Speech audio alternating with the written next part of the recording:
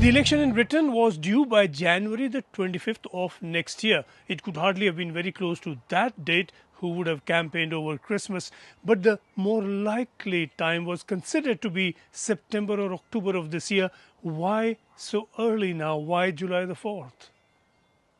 The surprise itself, for a start, Labour has been getting its act together ahead of an anticipated election, and Rishi Sunak has long said that it will be in the second half of the year. Well, it is just about, but really no one was expecting it that early into the second half of the next year.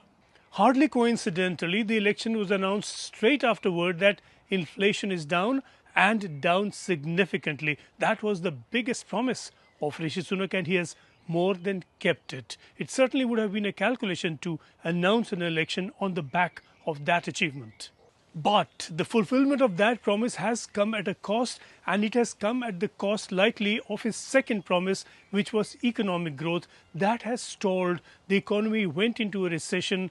The interest rates have been raised. The Bank of England has raised those 14 times. Borrowing has become more expensive. Mortgage rates have gone up, and economy and new investment has therefore stalled.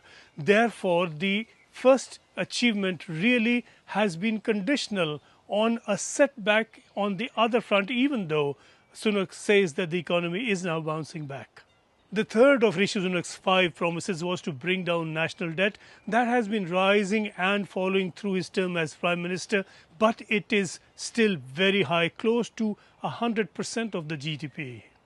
The fourth promise was that National Health Service waiting lists would be cut. That clearly has not happened, and Rishi Sunak admitted as much in an interview earlier this year. The fifth and final was to bring down immigration across the English Channel, the illegal migrants coming over those small boats. The record there is somewhat patchy. The number this year is slightly above that over a similar period last year, but the number last year had come down over the year earlier, and there is no promise yet that that number really would be contained, considering that the plan to send migrants to Rwanda and to use that as a threat to stop them coming in will work. That plan has been stalled by the opposition, by the House of Lords and by the courts.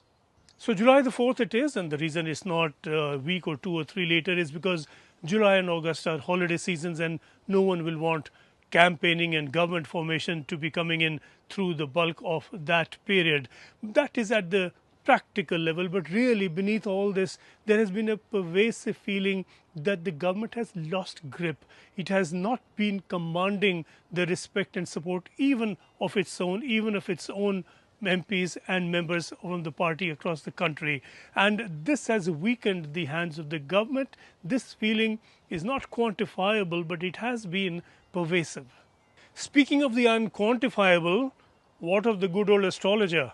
We do not know and never will, of course, but we'll have to wait and see now if what the stars say, or someone says the stars may have said, is in line with what the voters say.